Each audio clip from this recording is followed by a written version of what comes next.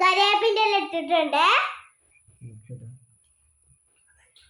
കറിവേപ്പിൻ്റെ പിന്നെ നല്ല ഇളക്കി കൊടുക്കണം. നല്ല ഇളക്കണം. നല്ല ഇളക്കണം. കുറച്ചേരം ഇളക്കട്ടെ. വാടി കഴിഞ്ഞിട്ട് നമുക്കൊന്ന് എടുക്കാം. എന്നിട്ട് ഉള്ളി കുറച്ചിടുക. ഉള്ളി ഇട്ട് കഴിഞ്ഞിട്ട് നമ്മൾ നല്ല ഇളക്കി കൊടുക്കാം.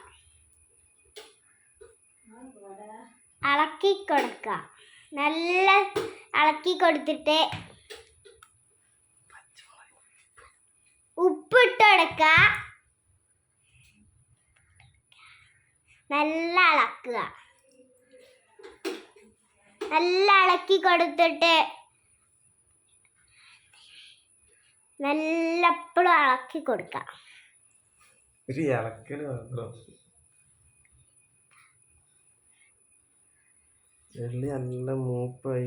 നല്ല മൂപ്പായിട്ടുണ്ട്. അപ്പൊ നമ്മൾക്ക് ഇളക്കി കൊടുക്കാം. അപ്പൊ നമ്മൾക്ക് ബ്രൗൺ കളർ വരും. ബ്രൗൺ കളർ വരും. തക്കാളി ഇട്ട് കിടത്തിട്ട് കുറച്ചേരം മൂടി വെക്കാം. എന്നിട്ട് എടുത്തിട്ട് മഞ്ഞപ്പൊടി ഇട്ട് കൊടുക്കാം. പിന്നെ കുറച്ച് മുളക് പൊടി ഇട്ട് കൊടുക്കണം. മുളക് പൊടി തുള്ളി ഇട്ട് കൊടുക്കാം. അല്ല, മല്ലിപ്പൊടി ആട്ടോ. മല്ലിപ്പൊടി ഇട്ട് കൊടുക്ക. പിന്നെ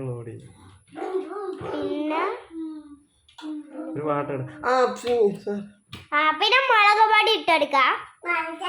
മുളക് പൊടി ഇട്ട് കഴിഞ്ഞിട്ട് നന്നായിട്ട് വാടാൻ വേണ്ടിട്ട് അല്ലേതോട് മിക്സ് ചെയ്തോണ്ട് ഇളക്കി കൊടുക്കണം. കുറച്ച് ഇളക്കി കൊടുക്കണം. ഇതൊക്കെ ഉണ്ട് കേട്ടോ. എന്നിട്ട്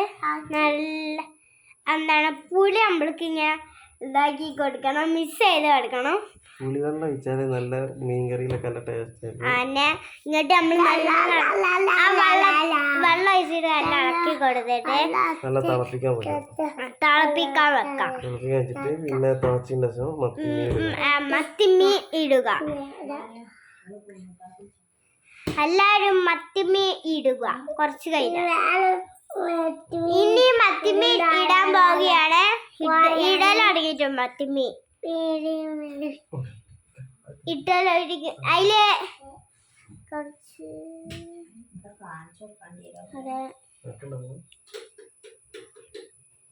ഇട്ടെടുത്തിട്ട് നല്ല ഇളക്കാം.